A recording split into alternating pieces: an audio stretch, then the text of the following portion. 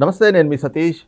UPSC విషయంలో జగన్ ప్రభుత్వానికి మరొకసారి ఎదురుదెబ్బ తగిలిందని చెప్పుకోవాలి. ఏదైతే నాన్ క్యాడర్ ఐఏఎస్లుగా తమ వ్యక్తుల్ని నియమించుకునేలాగా సిఎస్ జవహర్ రెడ్డి ద్వారా పన్నాగం పడినటువంటి జగన్మోహన్ రెడ్డికి యూపీఎస్సీ అయితే కనుక ఊహించని షాక్ ఇచ్చింది. దీనిపైనే మనతో మాట్లాడేందుకు తెలుగుదేశం పార్టీ జాతీయ అధికార ప్రతినిధి ప్రొఫెసర్ జ్యోత్స్న గారు ఉన్నారు. మేడం నమస్తే. నమస్కారం. ముఖ్యంగా నాన్ క్యాడర్ ఐఏఎస్లు ఎవరైతే ఉంటారో వాళ్ళందరినీ కూడా తమ మనుషుల్ని పెట్టుకుని రేపు ప్రభుత్వం మారినా కూడా అంతా తమ మనుషులే ఉంటే ఎలాంటి ఇబ్బందులు ఉండవు అన్నటువంటి ఒక కుట్రపూరితమైనటువంటి ఆలోచనతో జగన్మోహన్ రెడ్డి వేసినటువంటి ఎత్తు ఈరోజు చిత్తయింది అనుకోవచ్చా మేడం? ఏం చెప్తారు యూపీఎస్సీ నిర్ణయం మీద? అసలు అంటే నిజంగా కూడా ఒక్క నిమిషం, మన యూపీఎస్సీ నిర్ణయం ఏదైతే ఉందో దాన్ని ఖచ్చితంగా హర్షిస్తున్నాం. చంద్రబాబు నాయుడు గారు అదే చెప్పారు. మా పార్టీ అధినేత చంద్రబాబు నాయుడు గారు ఏం చెప్పారు, ఎన్నికల కోడ్ ఉంది, ఈ టైంలో మీరు ఎలా చేస్తారు, అది దట్ ఈస్ అగేన్స్ట్ రూల్ కదా, అగేన్స్ట్ లా, అదే చెప్పారు. సో డెఫినెట్గా యూపీఎస్సీ దాన్ని కన్సిడర్ చేసింది. We are thankful for that. కానీ ఇక్కడ మన అందరం కూడా ఆలోచించాల్సిన విషయం ఏంటంటే, అసలు ఈ సిఎస్ జవహర్ రెడ్డి అనేటువంటి వ్యక్తి ఎవరికి పనిచేస్తున్నాడు? రాష్ట్రం కోసం పనిచేస్తున్నాడా, రాష్ట్ర ప్రజల కోసం పనిచేస్తున్నాడా, లేకపోతే జగన్మోహన్ రెడ్డి కోసం పనిచేస్తున్నాడా? నీకు తెలీదా? ఆ మాత్రం కూడా నీకు తెలీదా? అవగాహన లేదా? సిఎస్వి కదా నువ్వు, అవగాహన లేదా? నేను జాగిరా, రాష్ట్రం ఉన్నవారు జాగిరా, మీరేదో పదవుల్లో ఉన్నంత మాత్రాన ఇవాళ రోజున అధికారం ఉందని చెప్పి మీరు ఇలా విర్రవీగుతారా? ఆ మాత్రం కూడా కామన్ సెన్స్ లేదా? ఎన్నికల కోడ్ అక్కడ ఉండగా అసలు యాక్చువల్గా అది జరగాల్సిన జూన్ 6వ తారీఖున ఆ ఇంటర్వ్యూలు. ఈ మహానుభావుడు ముందరే అసలు మరి ఏమంటారంటే తొందరపడి కోయిల ముందే కూసింది అన్నట్టుగా, నీకేం అవసరం రా నాయన, నువ్వు అసలు ఎందుకు చేస్తున్నావు, అది పోయి మేలైనా కండక్ట్ చేయాలని చెప్తాడా? అంటే ఇంత స్వామి భక్తి నిజంగా కూడా నాకు చాలా ఆశ్చర్యం వేస్తుందండి. ఇప్పుడు ఈ సిఎస్ గారిని తీసుకోండి, లేకపోతే పొన్నబోలు సుధాకర్ రెడ్డిని తీసుకోండి, వీళ్ళందరూ అసలు ఈవెన్ సజ్జల రామకృష్ణారెడ్డిని కూడా తీసుకోండి, వీళ్ళందరూ ప్రజల నుంచి తీసుకున్నటువంటి డబ్బుతో కదా వీళ్ళ జీతాలు పే చేసేది. నేను జగన్మోహన్ రెడ్డి జేబులోంచి ఇస్తున్నాడా, లేదా భారతిరెడ్డి గారు సాక్షి పేపర్ నుంచి ఇస్తున్నారా? ఎవరికి ఇస్తే ఎట్లా ఇస్తున్నారు వీళ్ళకి జీతాలు? బయటకు వచ్చి నిస్సిగ్గుగా ఇంత స్వామి భక్త వీళ్ళకి. నాకు ఇప్పటికీ అది అర్థం కాని కాన్సెప్ట్ అండి. మీరు నిజంగా కూడా ఎన్నికల కోడ్ ఉన్నప్పుడు ఎవరైనా సరే whatever it is there, we postpone it after the elections. Code ఉన్నప్పుడు ఎవరు ఇట్లాంటి పనులు చేయరు. మరి అలాంటప్పుడు అంత ఆత్రం దేనికి, అంత తొందర దేనికి ఆయనకి? అక్కడ మీరు అన్నట్టుగా తన మనుషుల్ని కీలకమైనటువంటి పొజిషన్స్లో పెట్టుకోవాలి అనేటువంటి ఒక దుర్బుద్ధి. నేను ఏం చెప్తాను అని అంటే, ఇదే అంటే చాలామంది దీన్ని యాక్సెప్ట్ చేస్తారో చేయరో కానీ సతీష్ గారు, ఇదే పని వీళ్ళ నాన్నగారు కూడా చేశారండి. వైఎస్ రాజశేఖర రెడ్డి గారు ఇదే పని చేసి ఆ టైంలో కీలకమైనటువంటి పొజిషన్స్లో తన మనుషుల్ని పెట్టి he Ryan the show for some years. So అలాంటి పరిస్థితి, అలాంటి ఒక ఆలోచన ఇవాళ జగన్మోహన్ రెడ్డి చేస్తున్నాడు. కానీ నేనేమంటాను అని అంటే, there is something called rules and regulations.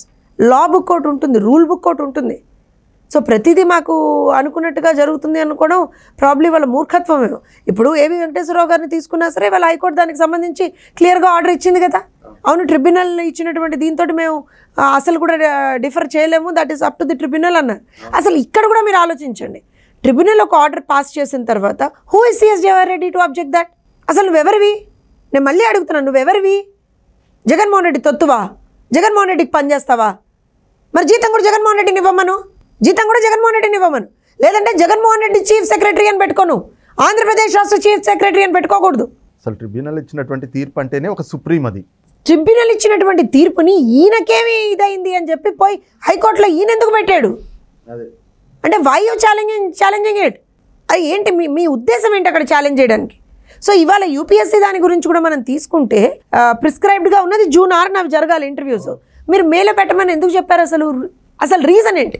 దానికి ఈయన చెప్పిన కారణాలు కూడా జూన్ 4వ తారీఖున కౌంటింగ్ అవుతుంది, 5-6 తారీఖుల్లో హడావుడి ఉంటుంది కాబట్టి ఎంప్లాయీస్ ఎవరు కూడా అంటే మా వాళ్ళు అంత అందుబాటులో ఉండరు అని చెప్పేసి నేను చెప్పడం. నేనేమంటే, అవును పోస్ట్పోన్ చేయి, సింపుల్ లాజిక్ కదా, పోస్ట్పోన్ చేయాలి. ప్రీపోన్ ఎలా చేస్తావు? ఇప్పుడు మీ వాళ్ళందరూ అవైలబుల్గా ఉంటారా? మేలో ఎలా ఉంటారండి? ఎవ్రీబడి పోస్ట్ పోల్ దీంట్లో ఉన్నారు, ఎక్కడికక్కడ విధుల్లో ఉన్నారు, వాళ్ళు ఎన్నికల విధుల్లో ఉన్నట్టే కదా, ఎన్నికల కోడ్ వర్తిస్తుంది కదా అందరికీ. మరి అలాంటప్పుడు ఎలా చేస్తావు నువ్వు? అందుకే కదా ఇవాళ యూపీఎస్సీ నెత్తి మీద మొట్టి ఏం చెప్పింది? జూన్ 25న పెట్టుకో అంది, చెప్పిందా? అంటే అసలు వీళ్ళకి నాకు తెలిసి అసలు వీళ్ళకి అదేమంటారండి, దున్నపోతు మీద వానపడ్డట్టే ఏమైనా జరిగితే మంద చర్మం అంటారు చూసారా. ఇప్పటికి నాకు తెలిసి కొన్ని 100 సార్లు కోర్టు ముట్టికాయలు ముట్టింది వీళ్ళని, కొన్ని 100 సార్లు వీళ్ళకి తిట్లు పడ్డాయి, కొన్ని 100 సార్లు నాకు తెలిసి ఇదే అధికారులని కోర్టు సమన్ కూడా చేసింది. అంటే ఇదంతా కూడా వీళ్ళ అధికారం ఉన్నప్పుడు ఏదైతే జగన్మోహన్ రెడ్డి అధికారంలో ఉన్న పీరియడ్, ఆ పీరియడ్ పక్కన పెడితే ఎన్నికల కోడ్ అమల్లోకి వచ్చిన తర్వాత కూడా మీరు చెప్తున్నటువంటి ఈ సిఎస్ జవహర్ రెడ్డి కావచ్చు, లేదంటే మొన్నటి వరకు ఉన్న రాజేంద్రనాథ్ రెడ్డి కావచ్చు, వీళ్ళు వ్యవహరిస్తున్నటువంటి తీరు మొన్న కూడా మనం చూసాం. రావత్, ఈయన సిఎస్ జవహర్ రెడ్డి, అలాగే సత్యనారాయణ, వీళ్ళంతా కలిపి ఆ 14,000 కోట్ల రూపాయలు వేసేయాలి అంటూ చేసిన హడావిడి. నేనేమంటానంటే ఎన్నికల కోడ్ ఉన్నప్పుడు రాష్ట్రం ఎవరి ఆధీనంలో ఉంటుంది? ఎన్నికల కమిషన్ ఆధీనంలో ఉంటుంది. So everything you have to follow what the EC tells you. నువ్వు ఒక సిఎస్ అయినప్పుడు నువ్వు ఎవరి మాట వినాలి? ఈసీ మాట వినాలి. ఇది ఎక్కడ మనం స్టార్ట్ అయింది చెప్పమంటారా? వాలంటీర్లకు సంబంధించినటువంటి అంశం నుంచి స్టార్ట్ అయింది. ఆ రోజున ఈసీ ఏం ఇన్స్ట్రక్షన్ ఇచ్చింది? ఎవరెవరి వాలంటీర్లను మీరు విధుల నుంచి దూరం పెట్టండి, ఎన్నికల విధుల నుంచి దూరం పెట్టండి, అండ్ ఆల్సో ఏవైతే డీబీటీ స్కీమ్స్ ఉంటాయో వాళ్ళని దూరం పెట్టండి, ఎవరిని కూడా అక్కడ ఉపయోగించుకోవడానికి వీల్లేదు. సచివాలయ ఉద్యోగుల్ని తీసుకోవచ్చు, ప్రభుత్వ ఉద్యోగులను తీసుకొని మీరు పెన్షన్ డిస్ట్రిబ్యూషన్ కానీ ఇవన్నీ చెయ్యండి అని అంది.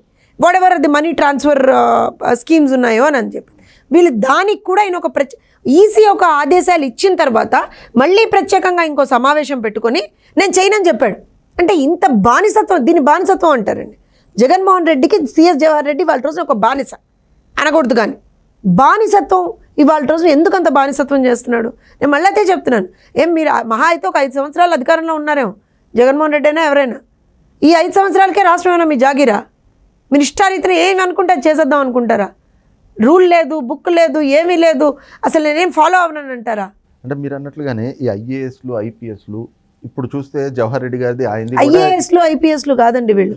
I'm sorry to say, IRS ఈ జవహర్ రెడ్డి లాంటి వాళ్ళు చేసేది ఇది.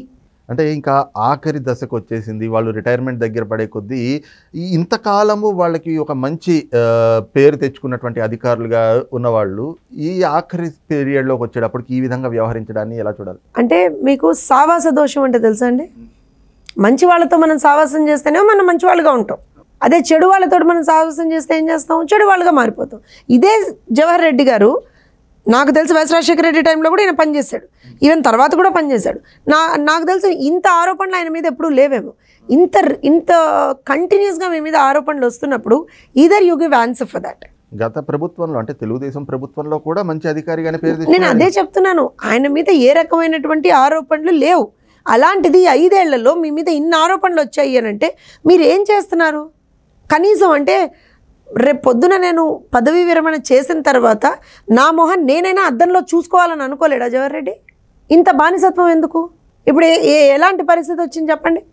ఇవాళ రాష్ట్రంలో ఇంత అరాచకం జరుగుతూ ఉంటే కనీసం ఒక సీఎస్గా నువ్వు ఒక మాట మాట్లాడలేకపోతున్నావు. Anyways chief minister doesn't have a say, అంతే కదా? ఎలక్షన్ కమిషన్ దీంట్లో ఉన్నప్పుడు chief minister doesn't have a say. మొత్తం నీ ఆధీనంలో ఉన్నట్టే కదా, మరి ఎందుకు నువ్వు మాట్లాడలేకపోతున్నావు? ఇంత హింస చేస్తున్నారు, ఇంత ఇబ్బందికరమైనటువంటి పరిస్థితులు ఏర్పడుతున్నాయి. నాకు తెలిసి నిన్న రాత్రి అనుకుంటా, ఇఫ్ ఐమ్ నాట్ రాంగ్, ఎర్రగొండపాలెంలోనో ఎక్కడో ఆ రిటర్నింగ్ ఆఫీసర్ని కూడా సస్పెండ్ చేశారనుకుంటాను EC, if I'm not wrong, subject to correction. So ఇలాంటివన్నీ జరుగుతున్నప్పుడు వేర్ ఆర్ యూ? ఎందుకు స్పందన అనేటువంటిది రావట్లేదు? ఏమనంటే ఆయన ఎవరో నా మీద ఆరోపణలు చేశారు, నేను లీగల్ నోటీస్ పంపిస్తానంట. బట్ దిస్ ఈజ్ ఆబ్వియస్ కదా.